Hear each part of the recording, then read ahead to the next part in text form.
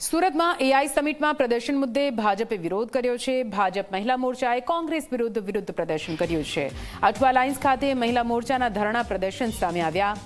મહિલા કાર્યકરોએ રાહુલ ગાંધી સામે ઉઠાવ્યા છે સવાલ। રાહુલ ગાંધી સહિત કોંગ્રેસ વિરોધી સૂત્રોચ્ચાર કરવામાં આવી રહ્યા છે। સુરતના દ્રશ્યો આપ જોઈ રહ્યા છો। એઆઈ સમિટમાં યુથ કોંગ્રેસની વિરોધ પ્રદર્શન બાદ એક કાર્યવાહી કરવામાં આવી રહી છે। ધરપકડનો દોર। ત્યારે જે પ્રકારે એઆઈ સમિટમાં પૂરા દેશનો ફજેતો કરવામાં આવ્યો તેને લઈને ભારતીય જનતા પાર્ટીએ હવે એક બાદ એક વિરોધ પ્રદર્શન શરૂ કર્યા છે। દેશદ્રોહીના નામ સાથે અહીં વિરોધ કરવામાં આવી રહ્યા છે। સુરતના દ્રશ્યો।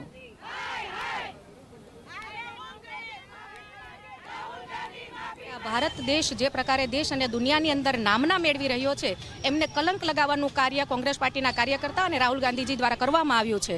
રાહુલ ગાંધીએ માફી માંગવી પડે દેશની અને દેશની મહિલાઓની, કારણ કે એ સબમિટની અંદર આંતરરાષ્ટ્રીય દેશોના પ્રમુખો પણ આવેલા હતા અને સાથે સાથે અમારી મહિલાઓ પણ હતા। ભારતની આ સંસ્કૃતિ છે કે મહિલાઓનું સન્માન કરવું, મહિલાઓની મર્યાદા રાખવી।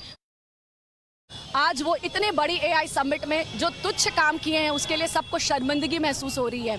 बहुत ज़रूरी है इस छोटी सी बात को समझना कि जो भी कार्य देश के हित में हो रही हो उसे हर पार्टी को समर्थन देना चाहिए, पर शायद ये बुद्धि राहुल गांधी को कभी समझ नहीं आएगी। और हम सभी नारी शक्ति आज उसके विरुद्ध खड़े हैं और शर्म है कि राहुल गांधी जैसा कोई इस देश में रहता भी है। तो मेरा तो एक ही आग्रह है, राहुल गांधी जैसे देशद्रोही को देश छोड़ देना चाहिए।